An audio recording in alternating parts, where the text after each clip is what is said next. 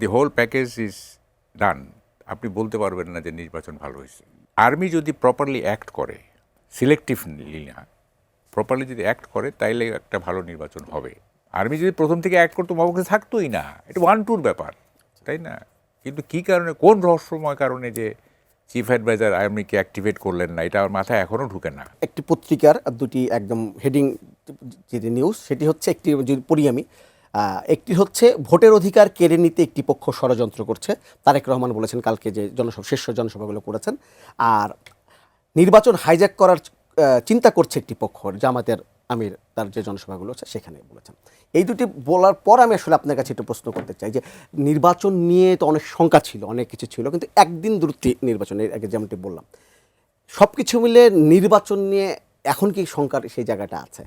আমি এই হেডিং যদি মিলেই বলি, আপনি যদি শুধু বলেন যে ভোটের দিন নিয়ে কোনো শঙ্কা আছে কিনা, তাহলে আমি বলবো যে খুব একটা নাই। কিন্তু যদি বলেন যে নির্বাচন নিয়ে শঙ্কা আছে কিনা, তাইলে আমার প্রশ্ন আছে। সেটা হচ্ছে যে নির্বাচনটা কিন্তু নট অনলি যে আপনি 8টা বা 9টার সময় গিয়ে ভোট দিয়ে দিলেন and the story is ended up, তা কিন্তু না। It's a package. সেটা কীরকম, আপনি ভোট দিবেন, ভোট শান্তিপূর্ণভাবে দিবেন, এই কথাগুলো আমি বলতেছি। তারপর সন্ধ্যায় ভোট গণনা হবে, ইমিডিয়েটলি সেটা রেজাল্ট হবে, তারপর 2-1 দিন পরে শপথ হবে, তারপরে পিসফুল পাওয়ার ট্রান্সফার হবে to the elected body. It is a package. হ্যাঁ, so unless the whole package is done, আপনি বলতে পারবেন না যে নির্বাচন ভালো হয়েছে। উই এক্সপেক্ট যে নির্বাচনটা ভালো হোক, কিন্তু ওই যে বললাম যে অন্যান্য যে প্যাকেজের যে এলিমেন্টগুলি, ওগুলি কিন্তু এগুলি সম্পর্কে নিশ্চিত হওয়া যাচ্ছে না। পরশুদিন মোটামুটি একটা শৃঙ্খলা হয়তো থাকবে, যেমন ধরেন যে আর্মি যদি অ্যাক্ট করে, এবং আনসার নাকি খুব অ্যাডামেন্ট যে তারা পিস মানে মানে যাতে থাকে, শান্তি থাকে, সেভাবে ইয়ে করবে।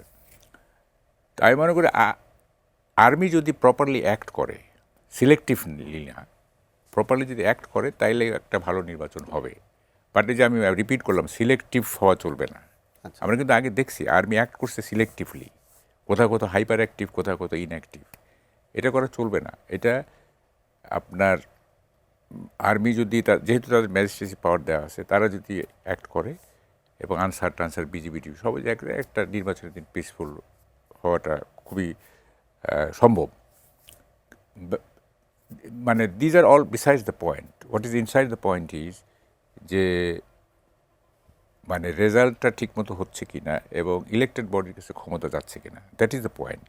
তা না হলে কিন্তু এই নির্বাচন তো, এটার তো কোনো মূল্য থাকবে না, তাই না? সো আমি ওইটা 12 তারিখ কতটা শান্তিপূর্ণ থাকলো, এটা আমার কাছে খুব বড় কনসার্ন না। মানে আইন শৃঙ্খলা বাহিনী যদি শক্ত থাকে, তাহলে কি এটা নির্বাচনটা সুষ্ঠু হবে? মানে আমরা কেন হবে না, কী কারণে হবে না? হ্যাঁ, অলদো ধরে যে এখানে একটা মবক্রেসি তো জন্ম নিচ্ছে, হ্যাঁ, এবং ইনস্টিটিউশনালাইজ হচ্ছে mobocracy. Mobocracy is a big factor, কিন্তু আর্মির কাছে তো মবক্রেসি কুলাবে না। কুলাবে না, এটা তো আমরা জানি। আর্মি অ্যাক্ট করে না বলে না মবক্রেসি এতটা মাথাচাড়া দিছে। আর্মি যদি প্রথম থেকে অ্যাক্ট করতো, মবক্রেসি থাকতোই না। এটা ওয়ান টুর ব্যাপার, তাই না?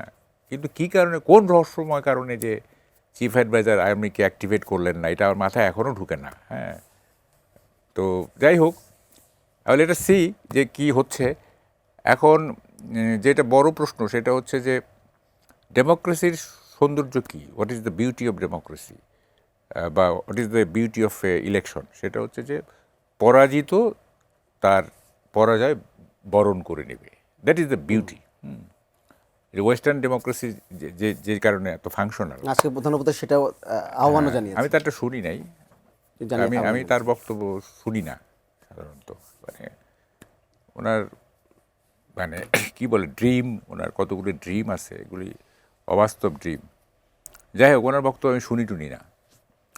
তো কথাটা হচ্ছে যে পরাজিত যদি মানে পরাজয় মেনে নেয়, তাইলে এটা আমাদের জাতির জন্য একটা খুব বড় সুসংবাদ হবে, খুব বড় সুসংবাদ। এর চেয়ে বড় সুসংবাদ আর হতে পারে না। কিন্তু সেটা হবে কি না, ইট ইজ ডাউটফুল।